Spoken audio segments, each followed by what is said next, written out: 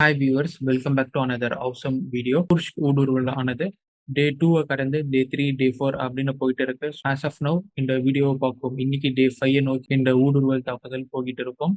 கடைசியா push governor state எமர்ஜென்சியை declare பண்ணியிருந்தாரு. Russia ஆக்மத் ஆர்மியை replace பண்ணி அவங்களுடைய மிலிட்ரி படைகளை கொண்டு வரதுக்கான வேலைகளை ஈடுபட ஆரம்பிச்சிருந்தாங்க. அண்ட் இனிஷியல் தாக்குதலுக்காக கிளைடிங் பாம்ஸை பயன்படுத்தி எல்லையோரமா தாக்குதல் ரஷ்யா நடத்திக்கிட்டு இருந்தாங்க அப்படிங்கிறத சொல்லி நம்ம முடிச்சிருந்தோம். ஆஸ் ஆஃப் நவ் இந்த ஊடுருவல் தாக்குதலை தடுக்க ரஷ்யா எது மாதிரியான முயற்சிகளை மேற்கொண்டுகிட்டு இருக்கிறாங்க, உக்ரைன் எது மாதிரியான தாக்குதலை நடத்திக்கிட்டு இருக்கிறாங்க அப்படிங்கிறத இந்த காணொலியில நம்ம டிஸ்கஸ் பண்ண போறோம் வித் மேப் அனாலிசிஸோட. இந்த டாபிக்கு உங்களுக்கு இன்ட்ரோ தேவைப்படாது அப்படின்னு நினைக்கிறேன். ஏன்னா போன காணொலியில பார்க்கும் பல பேரும் தான் இந்த காணொலியை நீங்க கண்டினியூ பண்ணுவீங்க. You will be well aware about Kursk invasion. நீங்க பார்ப்பது ஆயுதம் அறிவோம் யூடியூப் சேனல். ஆயுதம் அறிவோம் நேயர்களுக்கு அன்பு வணக்கங்கள்.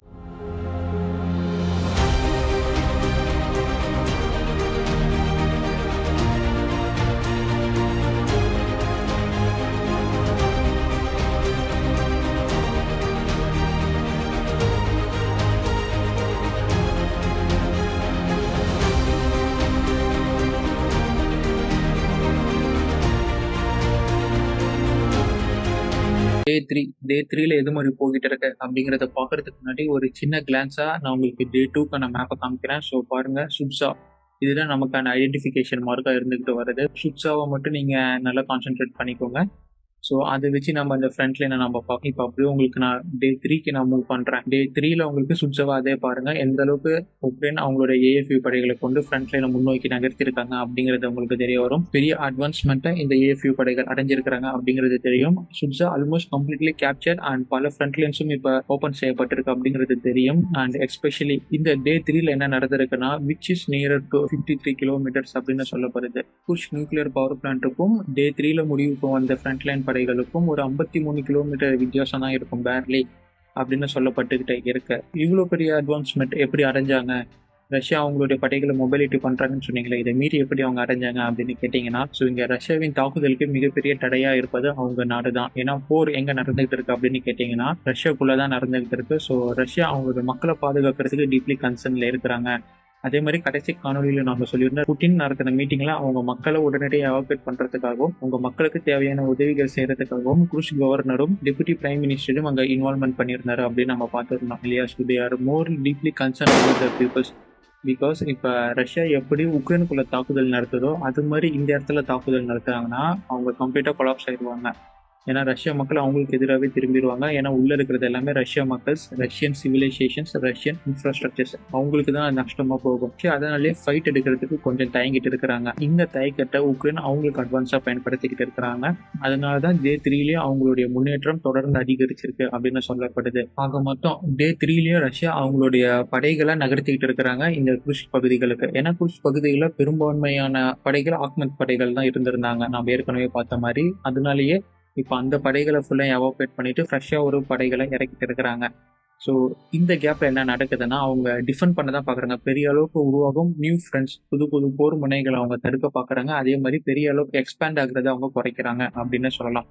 அதனால தான் நீங்கள் இந்த மேப்பில் பார்த்தீங்கன்னா ஷார்ப்பாக ஒரு எக்ஸ்பேண்ட் ஒன்று போயிருக்கும். ஸோ அது வந்து விரிவாக போக வேண்டிய எக்ஸ்பேண்ட். அதெல்லாம் ஆக்சுவலாக நீங்கள் டே 1 டே 2 மேப்லாம் பார்த்துருந்தீங்கன்னா விரிவாக போயிருக்கும், இப்படி வைடாக போயிருக்கும். ஆனால் இப்போ டே 3ல உங்களுக்கு வந்து வெர்டிகலாக இப்படி போயிருக்கும். ஸோ இது மாதிரி அவங்க தடுக்க பார்த்துருக்காங்க. அண்ட் ஜஸ்ட் அவங்க டிஃபென்ஸ் லைட்டாக அவங்க கிட்ட இருக்கும் ரிசோர்ஸை வச்சு டிஃபெண்ட் பண்ண பார்த்துருக்காங்க. பட் டே 3ல பெரிய கன்சர்ன் என்னன்னா குர்ஸ்க் நியூக்ளியர் பவர் பிளான்ட், அதுதான் கன்சர்ன். ஏன்னா என்ன சொல்லப்படுதுன்னா, டே 3ல மிகப்பெரிய ட்ரோன் தாக்குதல் எல்லாம் நடத்தப்பட்டது. அந்த ட்ரோன் தாக்குதலின் சில டெர்பிஸ் எல்லாமே இந்த குர்ஸ்க் நியூக்ளியர் பவர் பிளான்ட்டுக்குள்ள வந்து விழுந்தது. அதனால ஒரு சின்ன சேதம்லாம் ஏற்பட்டது அப்படின்னு குர்ஸ்க் கவர்னர் ரிப்போர்ட் பண்ணியிருந்தாரு. இதனால ரஷ்யா டே 3லயே என்ன பண்ணாங்கன்னா, அவங்களுடைய மொபிலிட்டி ஆகும் படைகள்ல முக்கியமான பிரிகேட்ஸ் எல்லாத்தையுமே குர்ஸ்க் நியூக்ளியர் பவர் பிளான்ட்டை சுற்றி என்சர்க்கிள் பண்ணியிருக்கிறாங்க டிஃபென்சிவ் பொசிஷன்ல. ஒருவேளை அவங்க அந்த 53 கிலோமீட்டர் தாண்டி உள்ள வந்தாலும் Kursk nuclear power plant occupy பண்ண முடியாத மாதிரி ஒரு பாதுகாப்பு வளையத்தை ஏற்படுத்தி இருக்காங்க அப்படின்னு சொல்லப்பட்டது டே 3ல. 3ஆம் நாள் முடிவுல என்ன ரிசல்ட் மேப்ல அப்படின்னு பார்த்தோம்னா, 27 செட்டில்மெண்ட்ஸ் உக்ரைன் அவங்களுடைய கண்ட்ரோலுக்குள்ள கொண்டு வந்திருக்காங்க. அது இல்லாம மொத்தமா 430 ஸ்கொயர் கிலோமீட்டர்ஸ் அவங்களுடைய கண்ட்ரோலுக்குள்ள கொண்டு வந்திருக்காங்க. ஸோ 315 டே 2ல சொல்லியிருந்தோம். தேர்ட் டேல அது 430 ஆர் 440 எனக்கு எக்ஸாக்டா தெரியல. பட் நம்ம 430 அப்படின்னு வச்சுக்கலாம். 430 ஸ்கொயர் கிலோமீட்டர்ஸ் அவங்க எடுத்திருக்கிறாங்க அப்படின்னு ரிப்போர்ட் செய்யப்பட்டிருக்கு. இந்த மீன் டைம் டே 3ல புதுசா ஒரு ஃப்ரண்ட் ஓப்பன் ஆயிருக்கு. அது எங்க அப்படின்னு கேட்டீங்கன்னா, பெல்கிராட் ஃப்ரண்ட் ஓப்பன் பண்ணியிருக்காங்க அப்படின்னு சொல்லப்படுது. நம்ம ஏற்கனவே சொன்ன மாதிரி தான் இந்த மேப்பை ஃபர்ஸ்ட் நம்ம சொல்லியிருந்தோம். குஷ்க் எங்க இருக்கு அப்படின்னு. கர்கிவ், பெல்கிராட், சுமி இதெல்லாம் வெரி நியர்பை ஏரியாஸ். அதனால பெல்கிராடுக்குள்ளேயும் ஒரு ஊடுருவல் முயற்சி நடத்தப்பட்டிருக்கு. அந்த ஊடுருவல் முயற்சியும் அவங்களுக்கு முதற்கட்டமா வெற்றி அடைஞ்சிருக்கு. பெல்கிராடின் போரோஸ் அப்படிங்கிற ஒரு செட்டில்மெண்ட்டை இப்போ உக்ரைன் அவங்களுடைய கட்டுப்பாட்டுக்குள்ள கொண்டு வந்திருக்கிறாங்க. அதுவும் ஒரு கூடுதல் செய்தி டே 3ல. ஸோ டே 3 அப்படிங்கிறது உக்ரைன் பக்கம் தான் போயிருக்கு. அகைன் இது மாதிரி ரஷ்யன்ஸ் அவங்களோட படைகளை வெவ்வேறு இடத்துல இருந்து இங்க டெப்ளாய் பண்ண ஆரம்பிக்கிறாங்க அப்படிங்கிற செய்தி வந்த உடனே ஏஎஃப்யூ அவங்க என்ன செய்ய ஆரம்பிக்கிறாங்கன்னா, அவங்க கிட்ட இருக்கிற படை வீரர்களை மலை போல அப்படி இந்த குஷ்குள்ள புஷ் பண்ணிக்கிட்டே இருக்கிறாங்க. நியர்லி 10,000 உக்ரைனியன் மிலிட்டரி பர்சஸ் இந்த குஷ் ஊடுருவலுக்குள்ள அனுப்பப்பட்டிருக்கிறாங்க அப்படின்னு சொல்லப்படுது. பலரும் நேட்டோ நாடுகளை சேர்ந்தவங்க, பிரான்ஸை சேர்ந்தவங்க எல்லாம் இருக்கிறாங்க அப்படிங்கிறதுக்கான ஆதாரங்களுடன் உள்ள வீடியோ எல்லாமே வந்துகிட்டு இருக்கு. இன்னொன்னு சொல்ல விரும்பிக்கிறேன் ஃப்ரெண்ட்ஸ், இந்த யூடியூப் தளத்துல நம்ம ஒரு வயலன்ஸான வீடியோவோ இல்ல வெடிக்கிற மாதிரி சீரியஸான வீடியோ ஏதாச்சும் போட்டோம்னா இந்த வீடியோ அப்படியே சப்ரஸ் செய்யப்படுது. பெரிய அளவுக்கு வந்து ரீச் ஆகுறது இல்லை யாருக்கிட்டையும். ப்ரூஃபா இருக்கும் வீடியோஸ் எல்லாமே நான் வந்து உங்களுக்கு எக்ஸ் தளத்துல தான் நான் வந்து ஷேர் பண்ணிக்கிட்டு இருக்கிறேன், ரீபோஸ்ட் பண்ணிக்கிட்டு இருக்கிறேன். இதுல போடுறதை நான் அவாய்ட் பண்ணிக்கிறேன். ஏன்னா பல பேருக்கு இந்த வீடியோ போய் சேரணும் அப்படிங்கிற ஒரு காரணத்தினால. ஸோ எக்ஸ் தளத்துல நீங்க இருந்தீங்கன்னா ஆயுதம் அறிவோம் அப்படிங்கிற நம்ம நியூஸ் சேனலை ஃபாலோ பண்ணிக்கோங்க. அங்க உங்களுக்கு நம்ம சொல்றதுக்கான ப்ரூஃப் எல்லாமே அங்க உங்களுக்கு அப் டு டேட்டா வந்துட்டு இருக்கும். டு பி ஹானஸ்ட், இங்கே வரதோட அங்கே உடனுக்குடன் உங்களுக்கு நியூஸ் எல்லாமே பகிரப்பட்டுக்கிட்டு இருக்கும். ஸோ லைவ் ப்ரூஃப் வேணும் அப்படின்னு நினைக்கிறவங்க ஜஸ்ட் எக்ஸ் தளத்தில் போய் ஆயுதம் அறிவோம் அப்படிங்கிற நம்ம நியூஸ் சேனலை ஃபாலோ பண்ணிக்கோங்க. டே 4 ஆஸ் யூஷுவலாக ஆரம்பிக்குது. உக்ரைன் தான் ஃபர்ஸ்ட் ஆஃப்லையும் ஒரு லீட் எடுத்துக்கிட்டு இருக்கிறாங்க. திடீர்னு ரஷ்யா மிகப்பெரிய அறிவிப்பை கொடுக்குறாங்க. அதுதான் வேக்னர் ஆர்மி இந்த குஷ் பகுதிக்குள்ளே வரப்போகிறாங்க அப்படிங்கிறது. ஸோ வேக்னர் ஆர்மி ரஷ்ய படைகளுடன் இணைந்து செயல்பட போகிறாங்க குஷ் பகுதிக்குள்ள இந்த உக்ரைனிய படைகளை தோற்கடிக்கிறதுக்காக அப்படிங்கிற செய்தி வெளியிடப்படுது. வேக்னர் மெர்சனரிஸ் காசுக்காக கொலை செய்யும் ஒரு கூலி படைகள் தான். வேக்னரின் தலைவர் கொல்லப்பட்டதை தொடர்ந்து இப்போ அவங்க டைரக்டா ரிப்போர்ட்டிங் டு புட்டின் கவர்மெண்ட். அதனால இப்போ அவங்க கவர்மெண்ட்டுக்கு கீழே செயல்படும் ஒரு நிறுவனமாக தான் இருக்கிறாங்க. அதே மாதிரி இந்த வேக்னர் ஆர்மி தான் இதே ரஷ்ய மிலிட்டரி கூட சேர்ந்து பாக்மெட்டை பிடிக்கிறதுக்கு பெரிய அளவுக்கு உதவுனாங்க. அப்போ பெரிய அளவுக்கு ஃபேமஸா பேசப்பட்டது. மீண்டும் இப்போ பாக்மெட்டை கைப்பற்ற உதவிய வேக்னர் குழுக்கள் மீண்டும் இங்க வராங்க அப்படிங்கிறது ஒரு ஸ்பாட்லைட் செய்தியா உக்ரைனுக்கு வருது. கூடுதல் செய்தி என்னன்னா, இப்போ வரும் வேக்னர் படைகளுடன் ஒரு யங் படையும் வருது. அவங்க கம்ப்ளீட்டா கில்லர் ட்ரோன்ஸ் ஆப்ரேட் பண்ணக்கூடிய படைகள். வேக்னர் படையை சேர்ந்த ஒரு கில்லர் ட்ரோன்ஸ் ஆப்ரேட் பண்ணக்கூடிய படைகளும் கூடவே வராங்க அப்படின்னு சொல்லப்பட்டிருக்கு.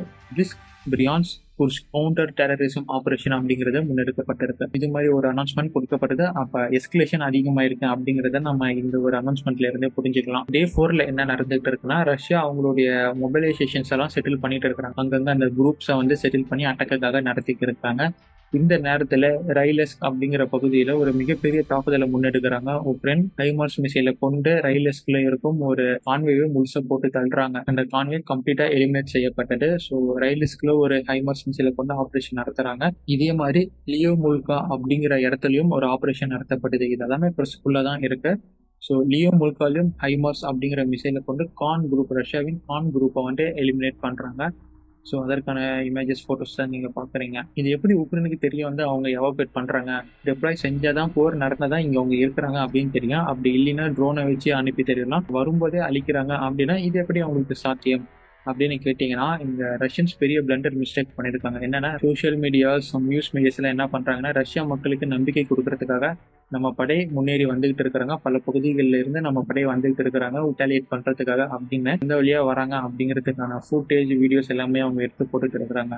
ஸோ உக்ரைன்ஸுக்கு அது சாதகமாக போயிருக்கு. ஸோ இந்த வழியாக வராங்கன்னா இங்கே வராங்க, ஸோ இங்கேருந்து இந்த படை இப்படி வருது, அப்போனா இந்த இடத்துல வந்துட்டு இருப்பாங்க, இங்கே ஒரு தாக்குதலை நம்ம நடத்தலாம் அப்படின்னு போட்டு தள்ளிட்டாங்க. ஸோ இது ரஷ்யாவுக்கு நெகட்டிவாக போயிடுச்சு இந்த ஒரு செய்தி. உக்ரைனுக்கு அது பாசிட்டிவாக போயிடுச்சு. ஸோ இதனால இந்த ஒரு தாக்குதல் நடத்தப்பட்டது. இதுலேயும் ஒரு இழப்பை சந்திச்சிட்டாங்க ரஷ்யன்ஸ். அண்ட் டே 4ல தான் முதல் தடவை ரஷ்யாவின் விமானப்படை ஸ்பாட்லைட்டுக்கு வராங்க. அவங்க சுமிக்குள்ள மிகப்பெரிய தாக்குதலை நடத்துறாங்க ஃபேப் ரக பாம்பை கொண்டு. அதுவும் இல்லாமல் கிளைடர் பாம்ஸை பயன்படுத்தி எங்கெங்கெல்லாம் முக்கிய படைகள் இருக்கிறாங்களோ அபார்ட் ஃப்ரம் ரெசிடென்ஷியல் ஏரியாஸ் மிகப்பெரிய தாக்குதல் ரஷ்யாவின் ஏர்போர்ட்டில் முன்னெடுக்கப்பட்டது. பலரும் எலிமினேட் செய்யப்பட்டாங்க. ஆகஸ்ட் 9க்கான மேப். ஆகஸ்ட் 8க்கும் ஆகஸ்ட் 9க்கும் உங்களுக்கு மிகப்பெரிய வித்தியாசம் தெரிஞ்சிருக்கும். நம்ம ஏற்கனவே சொன்ன மாதிரி அந்த சுட்ஸா அதை மார்க் அவுட் பண்ணிக்கோங்க. ஆகஸ்ட் 8ல ஃப்ரண்ட் லைன் ஒரு பெரிய முன்னேற்றம் அடைஞ்சாங்க. இப்போ ஆகஸ்ட் 9ல பார்த்தீங்கன்னா சுட்ஸாக்குள்ள இறங்கி வந்துட்டாங்க. ஸோ ஒரு ரிட்டாலியேஷன் நடத்தப்பட்டிருக்கு ரஷ்யாவால். அது அவங்களுக்கு கை கொடுத்துருக்கு அப்படின்னு சொல்லலாம். Plus have been pushed from their advanced positions. So அவங்க வந்து பேக் அடிச்சிருக்காங்க அப்படின்னு நம்ம இந்த ஒரு வரைபடம் மூலியமா ஃப்ரண்ட் லைன் மூலியமா நம்ம தெரிஞ்சுக்கலாம்.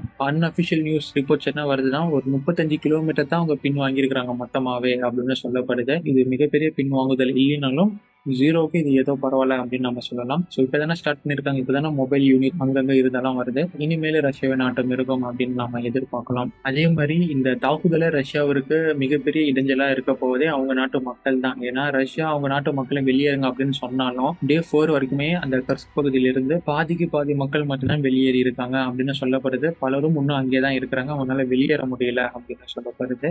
முழு வீடியோட அட்டாக் பண்ண ஆரம்பிச்சதுன்னா அவங்க இன்ஃப்ராஸ்ட்ரக்சர் அழிக்கப்படும், அவங்களுடைய மக்களே அழிக்கப்படும். அப்படி அவங்க மக்கள் அழிக்கப்பட்டாங்கன்னா அந்த விருப்புணர்ச்சி புட்டினுக்கு எதிராகவே செயல்பட ஆரம்பிக்கும். ஸோ இதுதான் உக்ரைன் எதிர்பார்த்துட்டு இருக்கிறாங்க. அவங்க நாட்டுக்குள்ளேயே ஒரு கலவரம் ஏற்படணும், புட்டினுக்கு எதிரான ஒரு எதிர்ப்பாலை உருவாகணும் அப்படின்னு அவங்க எதிர்பார்த்துட்டு இருக்கிறாங்க. வேகமா செயல்பட்டாங்கன்னா அவங்க கண்ணே அவங்க குத்திக்கிற மாதிரி இருக்கும். இது மாதிரி ஒரு இன்வேஷன் நடக்க போகுது அப்படின்னா ரஷ்யாவின் இன்டெலிஜென்ஸ் ஏஜென்சி எஃப்எஸ்பியா இருக்கட்டும் இல்லை கேஜிபியா இருக்கட்டும், ஸோ அவங்களுக்கு உளவு தகவல் இருந்திருக்கும். அவங்க எப்படி இங்கே ஃபெயில் ஆனாங்க, அவங்களுக்கு சுத்தமாக தகவல் தெரியலையா அப்படிங்கிற ஒரு கேள்வி முன்னெடுக்கப்படுது. ஒரு ஊடுருவல் அப்படிங்கிறது மிகப்பெரிய சம்பவம். இந்த நாட்டின் உளவுத்துறைக்கு அது கண்டிப்பாக தெரிஞ்சிருக்கும், இல்லை தெரிஞ்சிருக்க வேண்டும். ரஷ்யா உளவுத்துறையில போட்ட விட்டுருக்காங்க, அதனால அவங்க மிகப்பெரிய இழப்பை சந்திச்சிருக்கிறாங்க அப்படின்னு நமக்கு தெரிய வருது. அமெரிக்கா என்ன சொல்றாங்க, அமெரிக்கா என்ன நினைக்கிறாங்க அப்படின்னு கேட்டா, ஏன் அமெரிக்கா வரணும் அப்படின்னு கேட்டா, ஹைமார்ஸ் போன்ற மிசைல் எல்லாமே அமெரிக்காவை சேர்ந்தது. அமெரிக்கா கொடுக்கும்போது என்ன சொல்லியிருந்தாங்க அப்படின்னா, உங்களுடைய பாதுகாப்பு டிஃபெண்ட் பண்றதுக்காக நீங்க இந்த மிசைலை பயன்படுத்தலாம், அப்படி பயன்படுத்தக்கூடிய மிசைல் ரஷ்யா எல்லைக்குள்ள தாக்குதல் நடத்தக்கூடாது அப்படிங்கிற ஒரு பாலிசி போட்டு தான் அவங்க இந்த மிசைல் எல்லாமே கொடுத்தாங்க. இப்போ உக்ரைன் என்ன பண்ணிருக்காங்கன்னா ஹைமார்ஸ் கொண்டு தாக்கி இருக்கிறாங்க ரஷ்யா எல்லைக்குள்ள. இதை பத்தி அமெரிக்கா கிட்ட கேட்கும் போதும் அமெரிக்க இதற்கான பதில் சொல்றதும் உக்ரைனுக்கு சாதகமானது தான். ஆஸ் யூஷுவல் நாம இதை எதிர்பார்க்கக்கூடியது தான். அவங்க என்ன சொல்லியிருக்காங்க அப்படின்னா, தேவையானதை கொடுக்குறோம், அவங்களுக்கு அட்வைஸை கொடுக்குறோம், அவங்க டே டு டே வார் எடுக்கிறாங்க அப்படிங்கிற பட்சத்துல அதெல்லாம் வச்சு அவங்க தான் முடிவு எடுக்கணும். இந்த போர் ஆயுதங்கள் எல்லாம் வச்சு எங்க பயன்படுத்தணும், இதை எங்க கிட்ட கேட்கறதுல ஒரு பிரயோஜனமும் இல்லை. அதே மாதிரி புட்டின் ப்ரொவோகேஷன் அப்படிங்கிற வார்த்தையை பயன்படுத்தி இருக்கிறாரு. 2014 இருந்து ரஷ்யா தான் ப்ரொவோகேஷன் பண்ணிட்டு இருக்கிறாங்க. உக்ரைன் ப்ரொவோகேஷன் பண்றாங்கன்னா அது ஒன்றும் தப்பு இல்லை அப்படின்னு உக்ரைனுக்கு சாதகமா சொல்லியிருக்கிறாங்க அமெரிக்கா. உடனே ஜெர்மனி என்ன சொல்லியிருக்கிறாங்கன்னா, அவங்களோட லெப்பர்ட் 2 ரக பீரங்கிகளும் ரஷ்யாக்குள்ள பயன்படுத்துறதுக்கு அனுமதி கொடுத்திருக்கிறாங்க. இந்த ஊடுருவல் தாக்குதலை பத்தி உக்ரைனின் முன்னாள் மினிஸ்டர் ஆஃப் டிஃபென்ஸ் அவர் என்ன சொல்லியிருக்கிறாரு அப்படின்னு பார்த்தோம்னா, ஒரு வருஷத்துக்கு முன்னாடியே பிளான் பண்ணிட்டோம். நாங்க என்ன பிளான் பண்ணோம் அப்படின்னா, போர் நடக்கிறது உக்ரைனுக்குள்ள நடந்துகிட்டு இருக்கு, அதை டைவர்ட் பண்ணி ரஷ்யாக்குள்ள நடத்துற மாதிரி நாங்க பிளான் பண்ணியிருந்தோம். அது மாதிரி நாங்க ரஷ்யாக்குள்ள போரை நடத்த டைவர்ட் பண்ணிட்டோம்னாவா அங்கேயே எங்களுக்கு பாதி வெற்றி கிடைச்சிடும். அதே மாதிரி நாங்க ரஷ்யா அவங்க நாட்டு எல்லையை பாதுகாக்க எப்படி தவறியது, அவங்களுடைய இன்டர் எப்படி தவறி இருக்கு, அவங்களுடைய வீக்னஸ் எப்படி இருக்கு அப்படிங்கிறத நாங்க வெளி உலகத்துக்கு எடுத்து காட்டுவோம். அது அவங்களுக்கு ஒரு சைக்காலஜிக்கல் ரீதியான ஒரு வார்ஃபேரா அமையும். ஸோ அவங்க ஃபெயில் ஆவாங்க கண்டிப்பா. அதே மாதிரி போர் உக்ரைன்ல இருந்து ரஷ்யாக்குள்ள போயிடுச்சுன்னா அதுவே எங்களுக்கு பெரிய வெற்றி தான். இழப்புகள் எல்லாமே ரஷ்யாவுக்கு ஏற்பட ஆரம்பிக்கும். நாங்க டைவர்ட் பண்ணதான் முயற்சி பண்றோம், அது இப்ப நடந்துகிட்டு இருக்கு அப்படின்னு அவர் சொல்லியிருக்கிறாரு. எஸ், அவர் சொல்றது உண்மை அப்படிங்கிற மாதிரி தான் நமக்கு தெரியும். ஏன்னா ரஷ்யா அவங்களுடைய படைகளை எங்க கெர்சன், பெல்கிராட், அது மாதிரி மாஸ்கோல இருந்தெல்லாம் அவங்களுடைய படைகள் ரஷ்யால குவிஞ்சிக்கிட்டு இருக்கு. இந்த ஃபைனலா ஒரு புது ஃப்ரண்ட் ஓபன் ஆயிருக்கு. இதை யாருமே எதிர்பார்த்திருக்க மாட்டோம். பெலரஸ் உக்ரைனின் சில ஏரியல் ட்ரோன்ஸ் பெலரஸ்குள்ள வந்ததாகவும் பெலரஸ் அதை சுட்டு வீழ்த்தினதாகவும் பெலரஸின் அதிபர் பதிவு பண்ணியிருக்கிறாரு. இந்த தாக்குதலை தொடர்ந்து உக்ரைன் கிட்ட இருந்து பெலரஸை காப்பாற்றுறதுக்காக அவங்க நாட்டு எல்லையில கவுண்டர் டெரரிசம் ஆபரேஷனை முன்னெடுக்க போவதாகவும் இப்ப கேஜிபி சார்பா இருந்து சொல்லப்பட்டிருக்கு. ஒரு மிகப்பெரிய வார்னிங் கொடுத்திருக்காரு பெலரஸின் அதிபர் லுகாஷென்கோ. உக்ரைனின் அதிபர் ஜெலன்ஸ்கிக்கு கடைசி போர் எச்சரிக்கை ஒன்று விடப்பட்டிருக்கு. ஃபைனல் வார் அல்டிமேட்டம் அப்படிங்கிறது கொடுக்கப்பட்டிருக்கு. இதுக்கு மேல எங்களால ரெசிஸ்ட் பண்ண முடியாது, உங்ககிட்ட இருந்து தொடர்ந்து எங்களுக்கு அச்சுறுத்தல் வந்துகிட்டே இருக்கு. எங்க நாட்டை டிஃபெண்ட் பண்றதுக்காக, நாங்க எங்க நாட்டு பாதுகாப்பு உறுதி பண்றதுக்காக உங்க மேல தாக்குதல் நடத்த எங்களுக்கு முழு உரிமை இருக்கு. அதை செய்ய எங்களை கட்டாயப்படுத்தாதீங்க அப்படிங்கிறதுக்கான ஒரு வார் அல்டிமேட்டம் இப்ப கொடுக்கப்பட்டிருக்கு. ஏற்கனவே கவுண்டர் டெரர் ஆபரேஷன் அப்படிங்கிறது ஏற்கனவே ரஷ்யா அவங்களுடைய எல்லையை உக்ரைன் கூட ஷேர் பண்ணும் பகுதிகளில் பிரியான்ஸ்க், குர்ஸ்க், பெல்கிராட் இங்க எல்லாமே இந்த கவுண்டர் டெரர் ஆபரேஷன் அப்படிங்கறத ஆரம்பிச்சிட்டாங்க. இப்ப பெலாரஸும் ஆரம்பிச்சிருக்காங்க. என்டையரா இப்ப உக்ரைன் எல்லையில எல்லாமே கவுண்டர் டெரர் ஆபரேஷன் அப்படிங்கறது ஆரம்பிக்கப்பட்டிருக்கு. ஸோ இது ஒரு நோட்டபிள் பாயிண்ட் தான். இப்ப பெலாரஸ்ல இருந்து ஒரு நியூ ஃப்ரண்ட் ஓபன் ஆகுதா, இப்போ ஒரு புதிய கேள்வியா நமக்கு வந்திருக்கு. போர்க்களத்துல என்ன நடந்துகிட்டு இருக்கு அப்படின்னா, வேக்னர் படை உள்ள வந்திருக்கிறாங்க, ரஷ்யாவின் ஏர்ஃபோர்ஸ் அவங்களும் உள்ள வந்திருக்கிறாங்க. இது போக வெளியில இருக்கும் மற்ற இடத்துல இருக்கும் படைகள் எல்லாத்தையும் குஷ்குல கொண்டு அசம்பிள் பண்ணிட்டாங்க. மிலிட்டரி எக்யூப்மெண்ட்ஸ், வெஹிக்கல்ஸ் எல்லாமே அசம்பிள் ஆகிடுச்சு. இந்த கவுண்டர் டெரர் ஆபரேஷன் அப்படிங்கிறதையும் அவங்க அனௌன்ஸ் பண்ணியிருக்கிறாங்க.